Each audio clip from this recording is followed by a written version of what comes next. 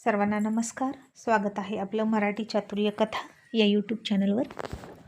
व्हिडिओला लाईक करा, चॅनलला सबस्क्राईब करा आणि बेल आयकॉनवर प्रेस करा, जेणेकरून सगळ्या नोटिफिकेशन्स तुमच्यापर्यंत वेळेत पोहोचतील. ऑफिसवाला लव विथ टशन भाग 241. मग आत्ता आर्या म्हणजेच अर्जुनच्या लाडक्या प्रिन्सेसने एक चूक केली आणि तिने थेट यावेळी अर्जुनला चुकीचं काम करायला सांगितलं. अर्जुन तिच्यावर भडकला आणि तिला असं काही बोलला की त्याचे फक्त 2 शब्द तिच्या खूप जिव्हारी लागले आणि तिचं अंतर्मन हेलावून गेलं. आणि कदाचित अर्जुनचे हे शब्द खूप गरजेचे होते आणि म्हणूनच आर्या आता शांत झाली आणि स्वतःच्या चुका तिला समजायला मदत झाली. आता तिला इंद्राच्या समजुतीच्या शब्दांची आणि त्याच्या आधाराची फार गरज होती. पण तरीही इंद्रा नेहमीसारखाच तिच्याकडे पाठ करून झोपला आणि आर्यानं त्याला पाठीमागून घट्ट मिठी मारली आणि खूप खूप रडायला लागली. आणि हे तिचे अश्रू पश्चातापाचे होते हे समजायला इंद्राला वेळ नाही लागला. मग असाच थोडासा वेळ गेला आणि इंद्राचंही मन पाजरायला लागलं आणि शेवटी इंद्राला सुद्धा तिची दया आली. त्यानं हळूच त्याच्या छातीवरचा तिचा हात हातात घेतला आणि घट्ट दाबला. तसं आर्यानं सुद्धा आणखीन डोळे घट्ट मिटून घेतले आणि आणखीन जास्त रडायला लागली. आणि आता इंद्रानं तिच्याकडे चेहरा केला आणि तिच्याकडे बघितलं. पण आता आर्यानं त्याला अजिबात तिचा चेहरा दाखवला नाही. उलट पटकन त्याच्या मिठीत शिरली आणि त्याच्या छातीवर डोकं टेकवून खूप रडायला लागली. इंद्रानं सुद्धा तिच्या भोवतीची मिठी मारली. काय झालंय, तू का रडतेस वगैरे काही नाही विचारलं. आणि काही वेळ असाच गेला. तिच्या मनात काय आहे हे त्याला समजत होतं. मधल्या काही दिवसात तिचा खूप राग येत होता त्याला. पण शेवटी ती त्याची लाईफ पार्टनर होती आणि आपल्या लाईफ पार्टनरचा स्वभाव आपल्याला कळतच असतो. एकमेकांचं सुख दुःख हेवे दावे बाहेरच्यांविषयी असलेले जे काही कट कारस्थान सगळं जोडीदाराला माहीत असतं. आणि इंद्राला तिच्या मनात काय सुरू आहे हे सगळं माहीत होतं. मग शेवटी त्यानं तिला मिठीत रडू दिली आणि मग तिचे डोळे पुसले, तिच्या कपाळावर किस केला आणि म्हणाला, बेबी काय झालं, तू का रडतेस? मी तुला याआधी अशी कधीच पाहिली नाही. आणि आर्या म्हणाली, आय एम सॉरी इंद्राजी, मी तुम्हाला खूप हर्ट केलं ना. I am sorry. मी तुमचं ऐकायला हवं होतं. तुमचं ऐकलं असतं ना वेळेवर तर आज माझ्यावर ही वेळ आली नसती आणि माझे डॅड माझ्यासोबत असे वागले नसते. खरंच माझं खूप चुकलं. इंद्रा म्हणाला, बेबी तू आधी रडायची शांत हो आणि मला सांग काय झालंय आणि कशाबद्दल बोलतेस तू. आर्या म्हणाली, प्रिन्स आणि एंजलच्या टॉपिकवरून तू मला जे काही सांगत होतं ते मी ऐकलं नाही आणि मी चुकीचं वागत गेले. एंजलला चुकीचे सल्ले देत गेले आणि त्या टॉपिकमध्ये वाहवत इतकी गेली की थेट डॅडींना जाऊन सांगितलं. त्यांच्या मनाविरोधात काहीतरी सांगितलं. आता डॅडी माझ्यावर चिडलेत. गरज नसताना मी उगीचच त्यांच्या नजरेतून उतरले. आता हे ऐकलं आणि इंद्राला कळलं की आत्तासुद्धा अर्जुननीच तिचे डोळे उघडलेले आहेत. पण आता या मुद्द्यावर इंद्रा काही नाही बोलला, कारण या बाप लेकीचं नातं फार वेगळं होतं. तिथं कोणीही बोलायचं नसतं. वाहवत चाललेल्या आर्याला कशी कंट्रोल करायची हे अर्जुन सरांना माहीत होतं. त्यांचा एकच शब्द आणि एकच नजर समोरच्याला ठिकाणावर आणते. पण शहाण्याला शब्दांचा मार म्हणतात तो हा असा. आणि आर्या शहाणी होती आणि ती जर अर्जुन सरांच्या शब्दाने शहाणी झाली नसती तर मग पुढचं कठोर पाऊल अर्जुनने नक्कीच उचललं असतं. आणि इंद्रा फक्त इतकंच म्हणाला की असू दे, तुझे डॅड आहेत ते तुझ्यावर चिडले असतील तर तूच त्यांना म्हणवू शकते. डॅड जास्त काळ तुझ्यावर नाही चिडून राहणार आणि तुझ्या डॅडनं कसं म्हणवायचं हे तुला चांगलंच माहीत आहे. आणि मला नाही राग आला तुझ्या बोलण्याचा. आर्या म्हणाली, नाही इंद्रा, यावेळी डॅड खूप चिडले आहेत कारण मी खूप चुकीची गोष्ट त्यांना मागितली. त्यांच्या प्रेमाचा गैरफायदा घेतला. इंद्रा म्हणाला, असं काय केलंस तू जे डॅडना इतका राग आला? आर्या म्हणाली, रिशू जुजूची ट्रान्सफर खूप दूर करा असं म्हटलं मी. माझ्या स्वार्थासाठी मी त्या सगळ्यांना आपल्या लोकांमधून दूर पाठवत होते असं डॅडना वाटते आणि ते मला खूप टोकाचं बोलले. इंद्रा, मी त्यांच्या नजरेतून उतरेन का? मला खूप भीती वाटते. आणि इंद्रा म्हणाला, ओ माय गॉड आरू, अगं काय हे? अगं पुढच्या भविष्यातल्या गोष्टींसाठी तू वर्तमानातल्या गोष्टी बिघडवून बसतेस, हे कळतंय का तुला? या मुलांचं काय घेऊन बसली अगं? ही पिढी खूप पुढची आहे आणि यासाठी तू तुझी आत्ताची नाती खराब करतेस, हे कळतंय का तुला? आणि आर्या रडत रडत म्हणाली, हो आता कळतंय मला. आणि आता मी काय करू सांग ना इंद्रा. तू माझ्यासोबत येशील का डॅडसोबत बोलायला? आणि इंद्रा म्हणाला, हे बघ बेबी, तू म्हणत असशील तर मी येईल, पण बोलावं तर तुलाच लागणार आहे. पण बेबी तुझ्या एक गोष्ट लक्षात आली का? जसं तुझं आणि तुझ्या डॅडचं नातं स्पेशल आहे, तसंच माझं आणि माझ्या एंजलचं नातंसुद्धा स्पेशल आहे, हो की नाही? आज तुझे डॅडी तुला जे काही बोलले त्यावरून तू इतकी रडतेस, मग त्याच प्रकारे माझ्या बोलण्याचा परिणाम आपल्या एंजलवर व्हावा असं तुला वाटतं की नाही? पण तू तर तिला माझं काही ऐकू देतच नाही. तू स्वतःला तुझ्या मॉमच्या जागी ठेवून बघ आणि मग मला सांग, जेव्हा तुझे डॅड तुला बोलतात, तुझा भाऊ तुला बोलतो, तेव्हा कधीतरी तुझी मम्मी तुझी बाजू घेते का? तिचं नेहमीचं वाक्य आठव. आता आर्याला तन्वीची वाक्य आठवायची. जेव्हा आरू आगाऊपणा करायची, कोणाचं ऐकत नव्हती, तेव्हा आर्यन तिला बोलायचा आणि आर्या त्याचंही ऐकायची नाही, आगाऊपणा करायची. तेव्हा अर्जुन तन्वी तिला सपोर्ट न करता तिलाच म्हणायचे, दादा मोठा आहे, दादाचंच ऐकायचं, डॅडीचंच ऐकायचं.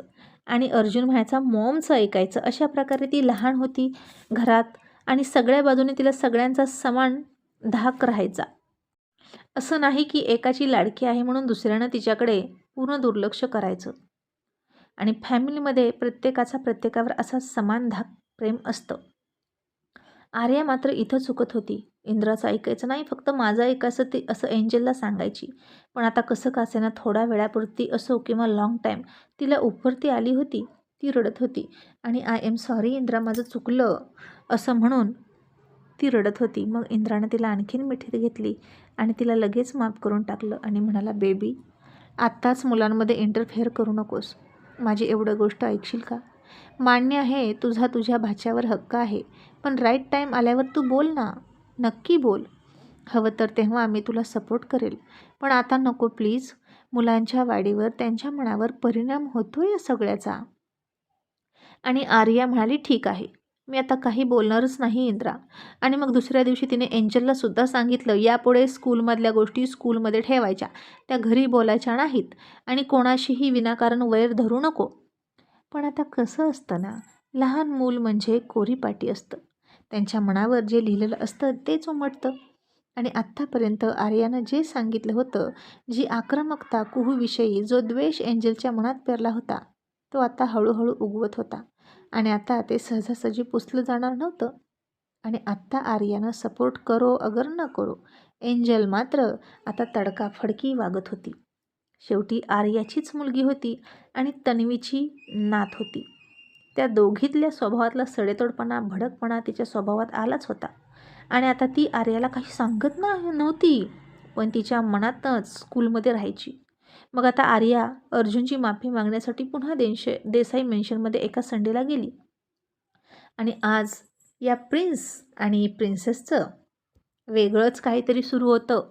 दोघांनीही सॅटर्डेच्या रात्रीच काहीतरी ठरवलं होतं झोपताना, उद्या संडे आहे तर कोणता गेम खेळायचा. गेम एकदम भन्नाट असला पाहिजे. आता ही दोन्हीही बहीण भावंड खूप छान होती बरं का, अजिबात कधी भांडत नव्हती आर्या आणि आर्यनसारखी. कारण आईच्या पोटात म्हणजे स्वीटीच्या पोटात एकत्रच राहिली होती ना. पण असले कुठून कुठून गेम शोधून काढायचे काय माहीत आणि स्वतःचंच एंटरटेनमेंट करत बसायचे आणि स्वतःसोबत अख्ख्या घराला एंटरटेन करायचे. आणि संडे आला म्हटलं की तन्वी आणि अर्जुनला, स्वीटी आर्यनला फार फार एक्साइटमेंट असायची की या संडेला हे दोघं आता काय करतील. तर या दोघांनी रात्रीच ठरवलं होतं की उद्या सकाळी उठल्यापासून आपण मौन पकडायचं, एकही शब्द बोलायचा नाही. आणि आता प्रिन्स उठला, खाली आला आणि तन्वी म्हणाली, गुड मॉर्निंग प्रिन्स बेटा. आणि प्रिन्स काहीच नाही बोलला. इतक्यात आर्या आली एंजल आणि युवीला घेऊन. आणि येतानाच तिनं एंजलला सांगितलं होतं की प्रिन्सवर जबरदस्ती करू नकोस बोलायची, नानांनी चिडतील असं काही करू नको. मग आता आर्या आली, तिला प्रिन्स दिसला आणि ती म्हणाली, गुड मॉर्निंग प्रिन्स बेटा. आता प्रिन्सला सुद्धा तिला गुड मॉर्निंग आत्तू असं म्हणायचं होतं, पण आता त्यांची ती पैज लागली होती ना, म्हणून तो गप्प झाला. युवीसुद्धा म्हणाला, गुड मॉर्निंग प्रिन्स. तर प्रिन्स त्यालाही काही नाही बोलला. एंजलसुद्धा म्हणाली, गुड मॉर्निंग प्रिन्स. तू का बोलत नाही आमच्यासोबत? माझ्यासोबत राहू दे, पण आई आणि युवीसोबत तरी बोल. तरीही प्रिन्स बोले ना. आता सगळेच त्याला म्हणाले, अरे तुला झालंय तरी काय? तू का बोलत नाही? बोल ना प्रिन्स. पण आता प्रिन्स कोणाला काहीच न बोलता गुपचूप छोटी छोटी पावलं टाकत त्याच्या बेडरूममध्ये निघाला. कारण या सगळ्यांनी त्याचं डोकंच खाल्लं बोल बोल म्हणून. आणि जर त्याच्या तोंडातून एखादा शब्द गेला आणि तो हरला तर, म्हणून तो काहीच न बोलता वर गेला. आता छोटी प्रिन्सेस मात्र खरंच हुशार होती. ती खाली आलीच नाही आणि कोणालाही दिसली नाही, मग कोणी बोलण्याचा प्रश्नच येत नाही. आणि आता प्रिन्स बोलत नाही म्हणून आर्याला वाईट वाटलं. ती म्हणाली, मॉम, प्रिन्ससुद्धा माझ्यावर चिडलाय का गं? तो माझ्याशी का नाही बोलत?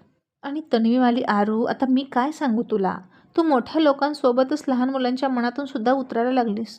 आता हे ऐकलं तसं आर्याला फार वाईट वाटलं. आणि ती पळत पळतच गेली प्रिन्सच्या पाठीमागे.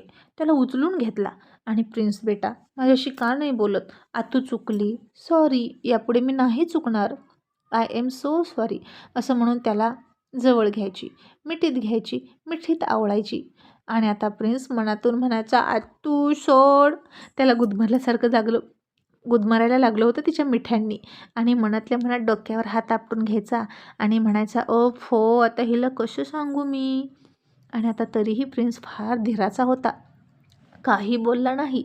आणि आर्या त्याला खाली घेऊन आली आणि डायनिंग टेबलवर बसवला आणि त्याच्यासमोर खुर्चीत बसली आणि कान पकडले स्वतःचे. आता हे सगळं ती सगळ्यांसमोर करत होती. अर्जुनही बघत होता ते सगळं. आणि आर्या म्हणाली, प्रिन्स बेटा, आय एम सॉरी, तूही मला माफ कर आणि दादाजींना सांग ना मला माफ करायला, मी त्यांची प्रिन्सेस आहे ना. असं म्हणून आर्यानं अर्जुनकडे तिरकं बघितलं आणि अर्जुननं मात्र तिच्याकडे बघण्याचं टाळलं आणि पेपरमध्ये डोकं घातलं. आणि आता आर्या उठली आणि प्रिन्सही काही बोलेना, डॅडसुद्धा काही बोलेनात. म्हणून म्हणाली, ठीक आहे प्रिन्स, बघ माझ्याकडे, आता मी इथेच उठाबशा काढते. तू आणि तुझे दादाजी सेम हट्टी आहात ना, तर मी पण हट्टी आहे. शेवटी मी सुद्धा तुमचीच आहे आणि तुमचंच रक्त माझ्या अंगात आहे. असं म्हणून आर्या आता पहिली उठाबशी काढण्यासाठी खाली बसणार इतक्यात प्रिन्स डोक्यावर हात ठेवून म्हणाला, फो आतू, अगं कशी आहेस ग तू? अगं थांब ना थोडंसं, मला बोलायचं नव्हतं म्हणून मी गप्प होतो. मी तुझ्यावर नाही रुसलो. माझं आणि प्रिन्सेसचं असं ठरलं होतं. आता ही आमची गेम होती, एक टास्क होता की बोलायचं नाही, काहीही झालं तरी शांत राहायचं आणि जो आधी बोलणार तो हरणार. आणि आता तुझ्यामुळे मी हरलो आणि आता मी तुझ्याशी बोलणारच नाही, असं म्हणून प्रिन्सने पाया पडले. तसे आता सगळे खूप खूप मोठ्यानं हसले. आर्यानं त्याला उचलून घेतला आणि खूप हसून तिनं अर्जुनकडे बघितलं. तसा आत्तापर्यंत त्या दोघांकडे बघून हसणाऱ्या अर्जुन सरांनी पुन्हा त्यांच्यासमोर न्यूजपेपर पकडला आणि त्या दोघांकडे दुर्लक्ष केलं. आणि आर्या नाराज झाली. तिनं पुन्हा वाईट चेहरा केला आणि आता डॅड माझ्याशी कधी बोलतील असं तिला वाटलं. आणि कोणाची मदत घ्यावी? आता दादाकडे जायचं असं तिनं ठरवलं.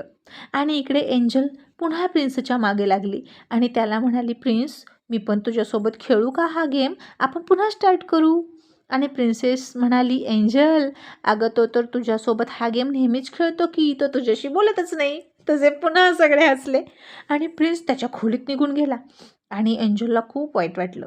आणि आता तर आर्यासुद्धा तिची साथ देत नव्हती आणि बिचाऱ्या एंजलच्या डोळ्यात पाणी आलं आणि तिने प्रिन्सकडे खूप रागात बघितलं आणि म्हणाली, आत्ता किती अक्कड मारायची तितकी मार, but you are only mine mister Lallu.